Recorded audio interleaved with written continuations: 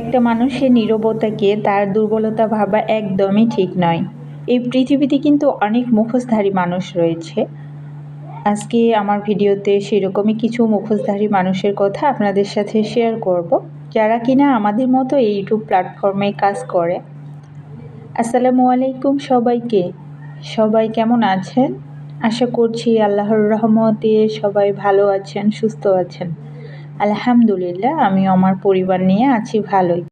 প্রতিদিনের মতো আজকের ভিডিওটাও আমি সকালবেলা থেকেই শুরু করেছি। পুরো ভিডিও জুড়ে থাকেন, আশা করছি আপনাদের কাছে ভালো লাগবে।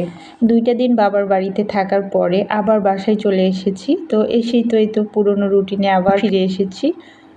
তো প্রতিদিন ঘুম থেকে উঠা, বাচ্চাকে স্কুলে নেওয়া, তারপরে এই তো সংসারের কাজকর্ম শুরু করেছি আর কি। তো 2 দিন গাছে পানি দেওয়া হয়নি, তো সেজন্য সকাল ভাবলাম যে গাছগুলোতে আগে পানি দিয়ে নিই। আর বেশ কিছু পাতা কিন্তু মরেও গিয়েছে, তো সেগুলোকে তুলে ফেলছি। আসলে প্রতিটা জিনিসের যত্ন নিতে হয়, যত্ন না নিলে কিন্তু কোনো কিছুই তেমন একটা ভালো হয় না। তো গাছগুলোতে 2টা দিন পানি দেয়নি, তো একেবারে কিন্তু শুকিয়ে গেছে। আর এখানেই তো সকালে নাস্তা বানাতে চলে এসেছি। আর আজকে সকালের নাস্তায় যেহেতু আমাদের পঞ্চগড়ে প্রচুর শীত পড়ে গিয়েছে, তো ভাবলাম যে সকালের নাস্তায় ভাপা পিঠা বানিয়ে নিই। আসলে ভাপা পিঠা কিন্তু আমি তেমন একটা বানাতে পারি না, আর এত সহজ একটা কাজ, এতদিন আসলে ভয় পেতাম। তো নিজেই এখন নিজে হাসি, ভাপা পিঠা বানাই আর হাসি যে এত সহজ একটা কাজ করতে আমি এতদিন ভয় পেতাম। আসলে খুব সহজভাবে পিঠাটাকে কিন্তু বানানো যায়। তো প্রথমে একটু পানি দিয়ে তারপর মেখে নিয়েছি, পরে মুষ্টি করে বাঁধার পর একটু ডলা দিলে যেন খুলে যায়। তো ওই পর্যায়ে বুঝতে হবে যে আটাটা একদম রেডি হয়ে গিয়েছে।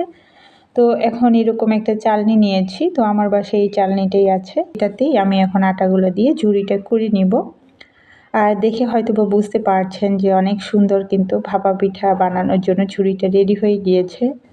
তো এই পিঠাটা কিন্তু অনায়াসে সবাই বানাতে পারবে, এমনকি 13-14 বছরের একটা মেয়েও কিন্তু পিঠাটা আমার মনে হয় যে বানাতে পারবে, যেটা কিনা আমি এতদিন বানাতে ভয় পেতাম। আমি এখানে প্রেসার কুকারের ঢাকনা থেকে নাটটাকে বের করে নিয়ে নিলাম, আর এই ছিদ্র অংশটা দিয়ে কিন্তু ভাপ বের হবে, আর এই ভাপ থেকে কিন্তু আমি পিঠাটাকে বানাবো। তো প্রেসার কুকারে খুব সহজভাবে আসলে ভাপা পিঠা বানিয়ে নেওয়া যায়। তো এখানে এরকম আমি একটা কুপা নিয়েছি। এই কুপাটা মূলত আমি দুধ যে বোতলের মধ্যে ভরে, তো সেজন্যই নিয়েছিলাম। তো এই কুপাটা দিয়ে খুব সহজভাবেই কিন্তু ভাপা পিঠা প্রেসার কুকারে বানিয়ে নেওয়া যায়। তো এখানে আমি যতটুকু সাইজ পিঠাটাকে রাখবো সেই অনুযায়ী আমি কিন্তু ঝুড়িটাকে দিয়েছি। তো এই পিঠাটা সিদ্ধ হতে আসলে অতটা সময় লাগে না। আপনার পানিটা যদি ঠিকমতো বলক আসে আর ঠিকমতো গরম হয়, তাহলে কিন্তু 1 মিনিটও লাগবে না। যখন পিঠাগুলো তুলবেন, প্রত্যেকটা পিঠা 1 মিনিটের কম সময় লাগবে। খুব সহজেই কিন্তু অনেকগুলো পিঠা বানিয়ে নেওয়া যায়। তো আমার বাসায় যেহেতু মানুষ একদমই নাই, আমি আর আমার মেয়ে 2টা, সেজন্য এখানে আমি 4টা পিঠা বানিয়েছি। আর এই 4টা ভাপা পিঠার মধ্যে একটা কিন্তু থেকেই যাবে। তো বেশ কিছু ঝুড়ি বেঁচে গিয়েছিল, সেগুলোকে আমি একটা বক্স নিচে পেপার দিয়েছি, তারপরে রেখে দিয়েছি। পরের দিন সকালবেলা আবার বানিয়ে দিতে পারবো। ইদানিং আসলে ভয়েস ওভার দিতে অনেক বেশি আমার কষ্ট হয়ে যায়। আমার ঠান্ডা লেগেছে প্রায় 1 মাসের মতো হবে। আমার কিন্তু সহজে ঠান্ডা লাগে না, আর যদি একবার লাগে তাহলে 1 মাস তো নেবেই সম্পূর্ণভাবে সারতে। তো যখন এই ভয়েস ওভার দিতে বসি, গলাটা আসলে শুকিয়ে যায়, আর সেভাবে মনে হয় কথা বের হতে চায় না। আর আমাদের এই এলাকা আসলে গ্রামে যে সরকারি মেলাগুলা হয়, সেই মেলাটা বসেছে। অনেক বড় কিন্তু একটা মেলা, অনেক বছরের পুরনো।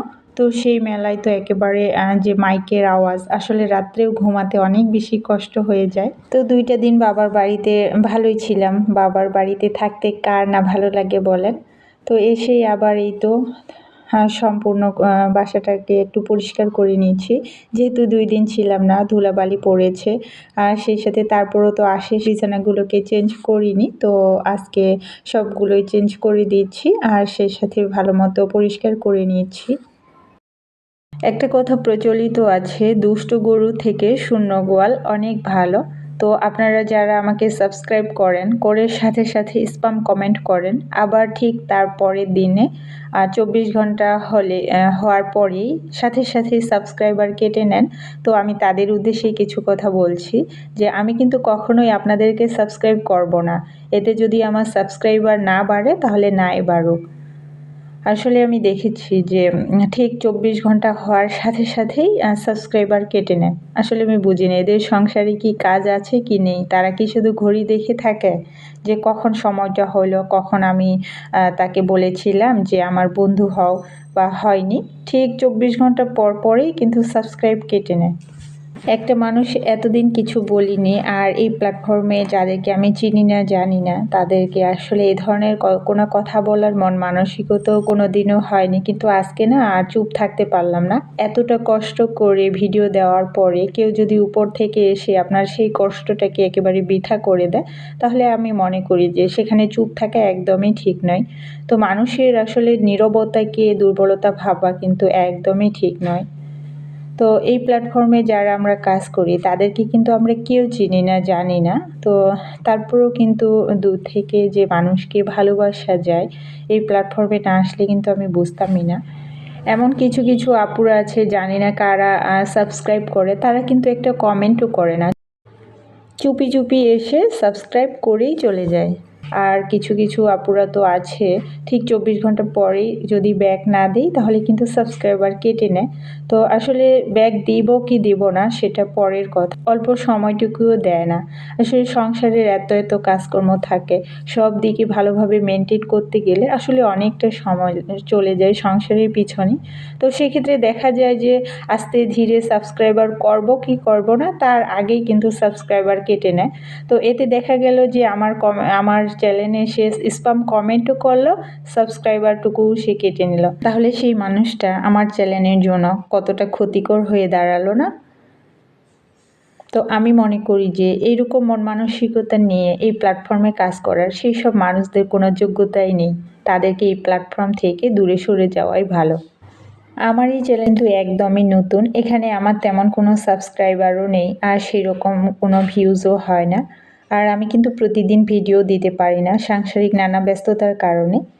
তো প্রথমে আমার সংসারকে সময় দিতে হবে, তারপরে আমি যতটুকু সময় পাই এখানে কাজ করি। তো এখানে আসলে এখানে আসলে আমরা সবাই সবাইকে সাপোর্ট করব। আমার যেহেতু অল্প সাবস্ক্রাইবার, আমার কমিউনিটিতে এসে বলে দিলেই আমি কিন্তু বুঝতে পারবো।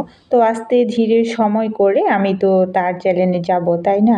তো তার আগেই কিন্তু এরকম কাজটা করে ফেলে। আসলে কি বলবো, তাদের কি সংসারে কাজকর্ম আছে কি নেই?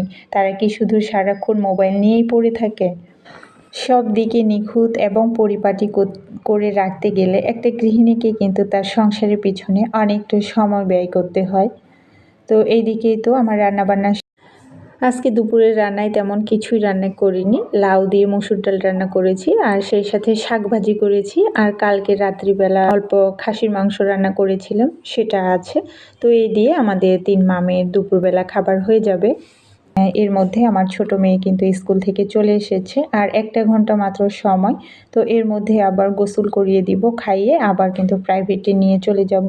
তারপরে একসাথে আমরা মা মেয়ে জোহরের সময় বাসায় আসব।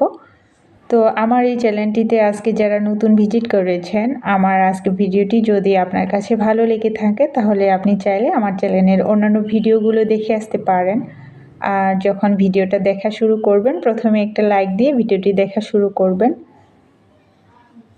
কারণ আপনাদের সাপোর্ট ছাড়া এখানে কিন্তু কেউ এগোতে পারবে না। তো আমি এতটুকু সবাইকে আশ্বস্ত করতে পারি, আমার ভিডিওটা যদি কেউ দেখে থাকেন এতক্ষণ পর্যন্ত, যে আমাকে একটা ছোট্ট করে কমেন্ট করলেই আমি কিন্তু বুঝতে পারবো, আমাকে আর ওইভাবে কমেন্ট করে বলা লাগবে না। এতটুকু ভরসা রাখতে পারেন আপনারা আমার উপরে। তো এখানে বাসায় এসে তারপরে রুমগুলোকে বেশ ভালোভাবে ঝাড়ু দিয়ে নিচ্ছি। তো আমি কিন্তু কালকে রাত্রিবেলায় সম্পূর্ণ রুমগুলোকে মুছে নিয়েছিলাম, আর এই জন্য এখন শুধু ঝাড়ু দিলেই হয়ে যাবে। আর শীতের বেলা এতটা ছোট